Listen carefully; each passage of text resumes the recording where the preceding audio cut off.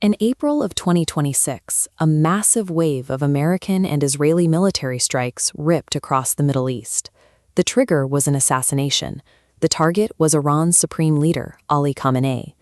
Look at this map of the region. Tehran's response was immediate. They completely paralyzed the 21-mile-wide Strait of Hormuz. Washington and Tehran locked themselves into a zero-sum military standoff, suffocating the global oil supply in the process. But to see how this conflict is actually being managed, you have to look outside the war zone. The negotiations to stop the bleeding are happening at a hotel in Islamabad, Pakistan. The United States dispatched heavy political artillery. Envoys like Jared Kushner arrived carrying what the administration called its final and best offer. Yet the diplomatic reality is completely broken. Iranian delegates are in the exact same city, but they outright refuse to sit in the same room as the Americans. The U.S. threatens to maintain a strict naval blockade, and Iran promises to meet them with direct military retaliation. Traditional diplomacy has collapsed. The standoff in the Strait of Hormuz has devolved from a political dispute into a brutal logistical trap. The waters are heavily saturated with deadly Iranian naval mines.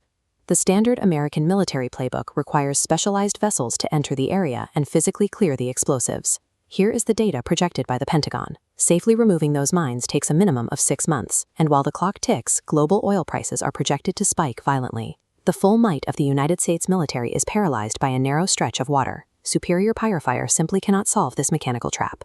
Without a viable military fix, Washington is forced into a corner, relying entirely on an intermediary to communicate. The only person capable of bridging this gap is Pakistan's Army Chief, Field Marshal Asim Munir.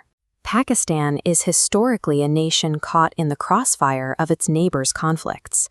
Now, the state's leadership finds itself in the rare position of being the only viable channel between two nuclear powers who refuse to look at one another. Neither side will blink.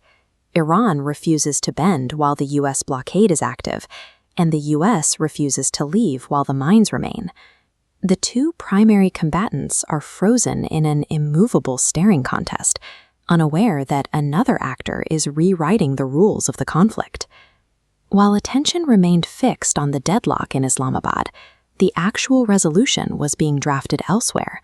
Another superpower was moving along a different axis. This data map shows China's massive vulnerability. The country relies on the Strait of Hormuz for 40% of its entire national oil supply. Instead of deploying their military to break the deadlock, Beijing partnered with Pakistan to draft a 5-point peace initiative. Beijing treated the kinetic violence in the Middle East as a signal to execute a quiet, bloodless diplomatic strategy that bypassed the U.S.-led standoff entirely. When Washington established its naval blockade, Beijing made its most aggressive move. They simply ignored it. The Chinese Defense Ministry declared their existing 25-year partnership with Iran to be sovereign and non-negotiable. By taking this stance, China presented itself to the global community as a stable alternative to the instability of American military intervention. The result is a total bypass. China maintains its energy flow, holds Tehran to a peace initiative, and renders the American blockade irrelevant. The 2026 war didn't just highlight mechanical limitations of American military power in the Middle East. It demonstrated that the region's future is now being mediated in Beijing.